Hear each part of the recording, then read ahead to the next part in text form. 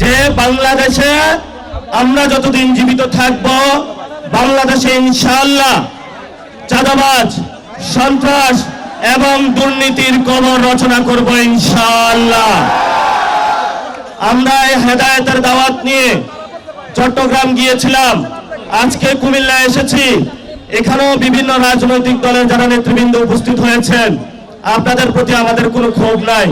ছোট ভাই হিসাবে, সন্তান হিসাবে আপনাদের কাছে একটা আবেদন, প্লিজ যারা এই যে কুমিল্লার বাস স্টেশনগুলোতে চাঁদাবাজি করে, সিএনজি স্টেশনে চাঁদাবাজি হয়, মেডিকেলে চাঁদাবাজি হয়, আল্লাহর রাস্তায় আপনারা এগুলা বন্ধ করেন।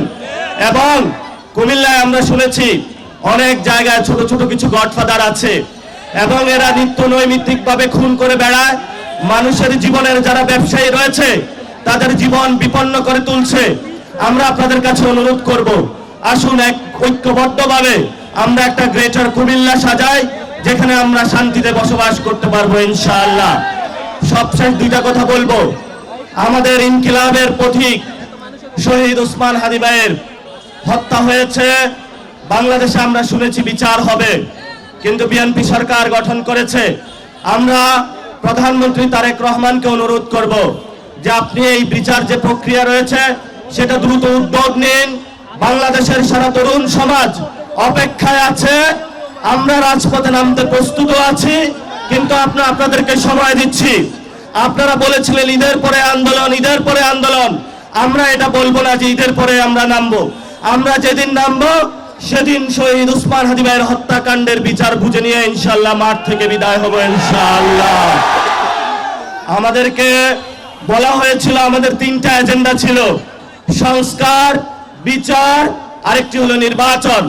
নির্বাচন হয়েছে, আপনারা যেভাবে হোক ক্ষমতায় গিয়েছেন, তাহলে এখন সংস্কারের কি হবে? আমরা সবাই ভোট কেন্দ্রে গিয়েছিলাম, গণভোটে হাকে জয়যুক্ত করে বাংলাদেশের মানুষ দিয়েছিল। সংস্কারকে ব্যাহত করার প্রচেষ্টা চলছে।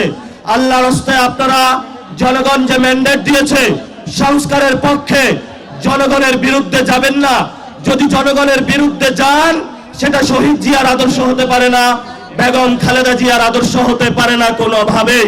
এই জন্য আমরা আপনাদেরকে অনুরোধ করব, যেই পথ শহীদ জিয়াউর রহমান, বেগম খালেদা জিয়া এই বাংলাদেশের মাটিতে জীবন দিয়ে প্রমাণ করে গিয়েছিলেন যে বাংলাদেশের মাটিতেই থাকবো, এখানেই শহীদ হব, তবু বাংলাদেশের মানুষের সাথে গাদ্দারি করব না, সেই পথে আপনাদেরকে থাকার আমরা অনুরোধ জানাচ্ছি।